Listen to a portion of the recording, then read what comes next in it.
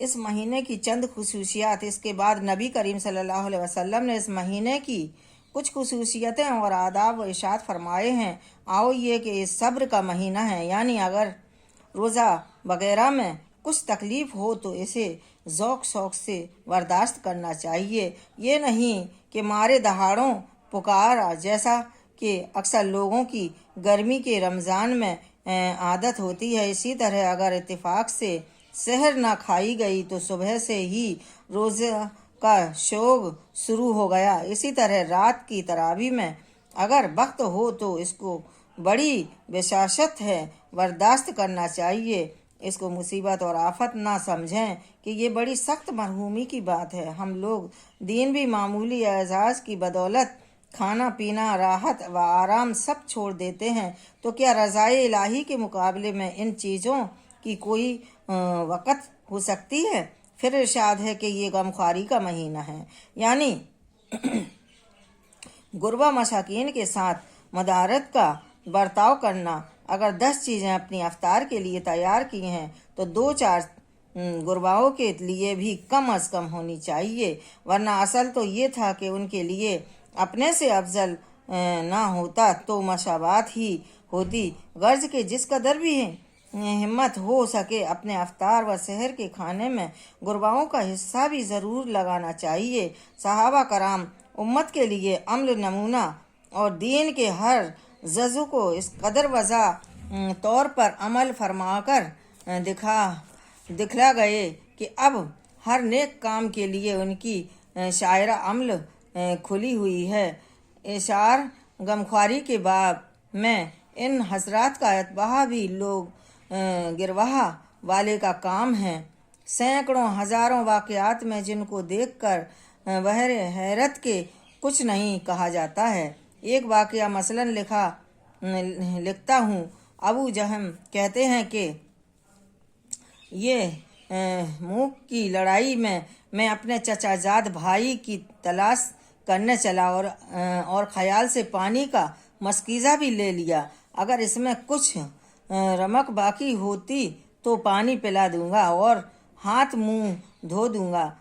وہ اتفاق سے پڑے ہوئے ملے، میں نے ان سے پانی کو پوچھا، انہوں نے ارشاد فرمایا اشارہ سے مانگا کہ اتنے میں برابر سے دوسرے زخمی نے آہا کی۔ چچا زاد بھائی نے پانی پینے سے پہلے اس کے پاس جانے کا اشارہ کیا، اس کے پاس گیا اور پوچھا تو معلوم ہوا کہ وہ بھی پیاسے ہیں اور پانی مانگتے ہیں، تو اتنے میں ان کے پاس والے نے اشارہ کر دیا، انہوں نے بھی خود پانی پینے سے قبل اس کے پاس جانے کا اشارہ کیا۔ اتنے میں وہاں تک پہنچا تو ان کی روح پرواز کر چکی تھی، اور واپس دوسرے صاحب کے پاس پہنچا تو وہ بھی ختم ہو چکے تھے، تو لوٹ کر چچا زاد بھائی کے پاس آیا تو دیکھا کہ ان کا بھی وصال ہو گیا۔ یہ ہیں تمہارے اسلاف کے ایثار کے خود پیاس سے جان دے دی اور اجنبی بھائی سے پہلے پانی پینا گوارا نہ کیا، رضی اللہ عنہم۔ روح البیان میں سیبتی کی جامع الصغیرہ اور سخاوت کی مقاصد سے بر روایت حضرت ابن عمر نبی کریم صلی اللہ علیہ وسلم کا ارشاد نقل کیا ہے کہ میری امت میں ہر وقت 500 برگزیدہ بندے اور 40 ابدال رہتے ہیں۔ جب کوئی شخص ان میں سے مر جاتا ہے تو فوراً دوسرا اس کی جگہ لے لیتا ہے۔ صحابہ نے عرض کیا کہ ان لوگوں کے خصوصی اعمال کیا ہیں؟ تو آپ نے ارشاد فرمایا کہ ظلم کرنے والوں سے درگزر کرتے ہیں اور برائی کا معاملہ کرنے والوں سے بھی احسان کا برتاؤ کرتے ہیں، اور اللہ کے عطا فرمائے ہوئے رزق میں لوگوں کے ساتھ ہمدردی اور غمخواری کا برتاؤ کرتے ہیں۔ ایک دوسرے حدیث سے نقل کیا ہے کہ جو شخص بھوکے کو روٹی کھلائے یا ننگے کو کپڑا پہنائے یا مسافر کو شب باشی کی جگہ دے، حق تعالی شانہ قیامت کے ہولوں سے اس کو پناہ دیتے ہیں۔ یحییٰ حضرت سفیان ثوری پر ہر ماہ 1000 درہم خرچ کرتے تھے، اور حضرت سفیان سجدے میں ان کے لیے دعا کرتے تھے کہ یا اللہ، یا نے میری دنیا کی کفایت کی تو اپنے لطف سے اس کی آخرت کی کفایت فرما۔ جب یحییٰ کا انتقال ہوا تو لوگوں نے خواب میں ان سے پوچھا کہ کیا گزری، تو انہوں نے کہا کہ سفیان کی دعا کی بدولت مغفرت ہوئی۔ اس کے بعد حضور نے روزہ افطار کرانے کی فضیلت ارشاد فرمائی۔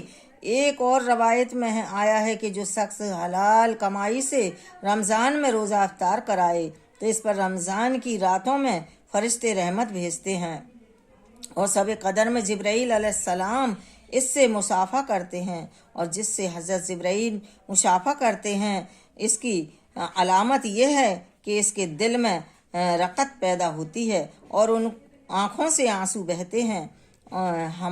حماد بن سلمہ ایک مشہور محدث ہیں، روزانہ 50 آدمیوں کے روزہ افطار کرانے کا اہتمام کرتے تھے۔ سبحان اللہ۔